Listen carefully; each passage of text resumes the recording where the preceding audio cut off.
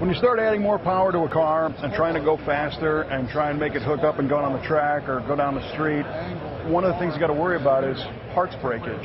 And how do you avoid that? Use good parts. So we've been lucky enough in the past couple of cars we've built on V8TV to work with Currie products, because John Currie here, your crew has it figured out. Yeah, well, we like to think that, like anybody. We've been in business for 50 years, actually. This year is our 50-year anniversary, so we've been doing it for a while. So if anybody knows how to do it, I'm hoping that we do. Yeah, well, tell me a little bit about the evolution of the Ford 9-inch design and how far you guys have taken it.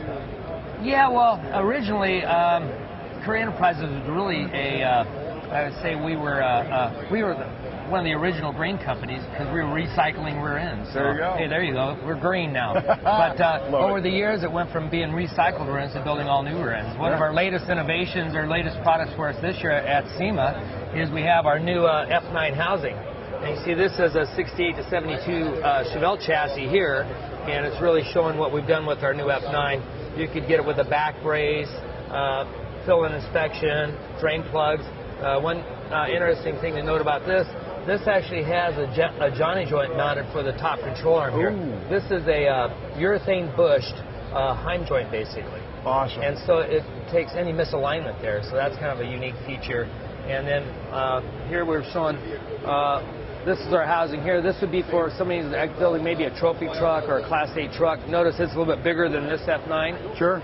This is the supersized F9, and this is the standard F9. So those are just a couple of our latest products that we've got going on displaying here at SEMA this year. Excellent. Now this piece is really, really nice because you said you have different options of supports in this? Yeah, this one here, we kind of got it decked out. It's got a back brace on it. So if the guy's really got some serious traction, some serious horsepower, he's going to add this option, the back brace. For most guys with a muscle car, maybe pushing 500-600 horsepower, they probably don't even need this. Sure. But a lot of guys want to do it for cosmetics. Maybe it's not about if he has the power or not. He just likes the way it looks. So, right. And today, everywhere you go, there's 10 different items, and it's not, maybe the function is the same of how they work, but it's the way they look, and that you have to kind of bring that to the market today. Well, sure, it's nice to know that they have the option too.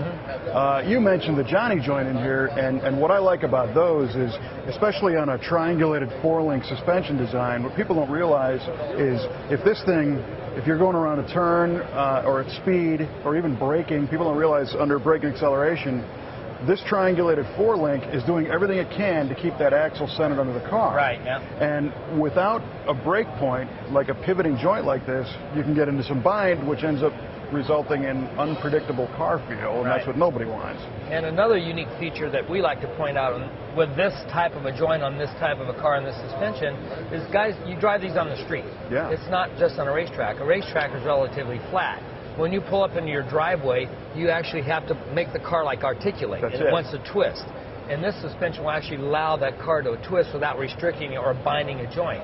But you're still at the same time keeping the rigidity, so on the track it's not letting the rear end and stuff move around. Right. And then the fact that it's soft bushed. Right, yeah. Gives that little cushion.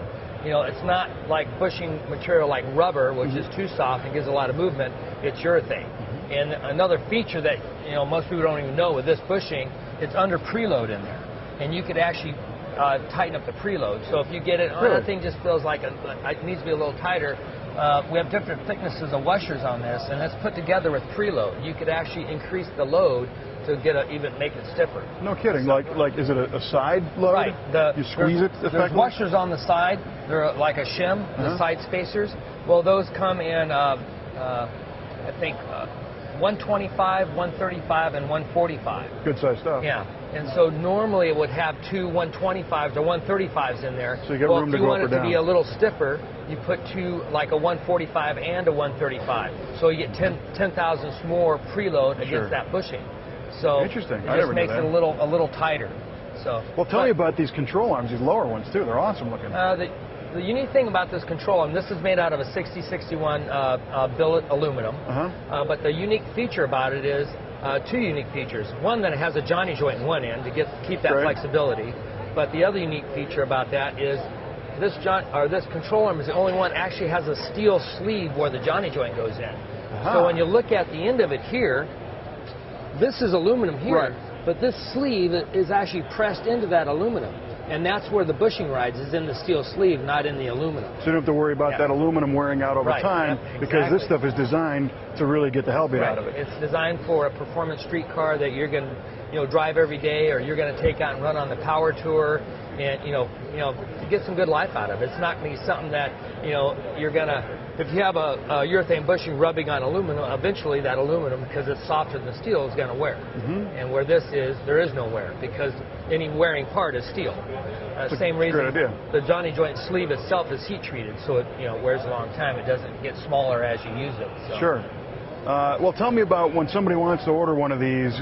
You guys have done a great job of providing resources on the website. Everything from the the crate style to full custom stuff, huh? Yeah. And that's kind of the thing about Currie. You could call us up and you say, hey, I got this car, I want something that just bolts in, I want it to be stock dimension. We have all the stock dimensions. We actually have that stuff in stock if it's made to a standard size.